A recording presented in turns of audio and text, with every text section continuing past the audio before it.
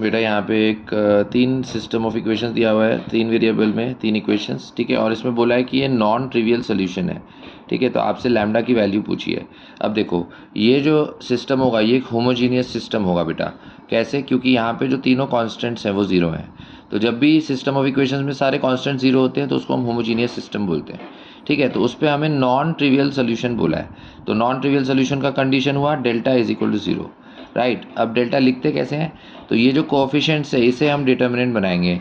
पहले इधर देखो 2 -1 1, तो ये हमारी डिटर्मिनेंट की फर्स्ट रो बनी, 2 -1 1। उसके बाद सेकंड इक्वेशन पे आओ बेटा, तो उसके कोएफिशिएंट्स 1 -2 1, तो उससे हमारी सेकंड रो बनी 1 -2 1। और फिर इसी तरह से थर्ड इक्वेशन से हमने थर्ड रो लिखी। और ये हमने ज़ीरो इसीलिए किया बिकॉज हमको गिवन है कि ये एक नॉन ट्रिवियल सोल्यूशन है इसका, इनफाइनाइट नॉन ट्रिवियल सोल्यूशन, ठीक है। तो इसीलिए बस उसके बाद डिटर्मिनेंट को एक्सपैंड कर दिया, तो वो आता ही एक्सपैंड करना, राइट। 2 इसको कोफैक्टर से मल्टीप्लाई करेंगे तो -4 + 1 होगा।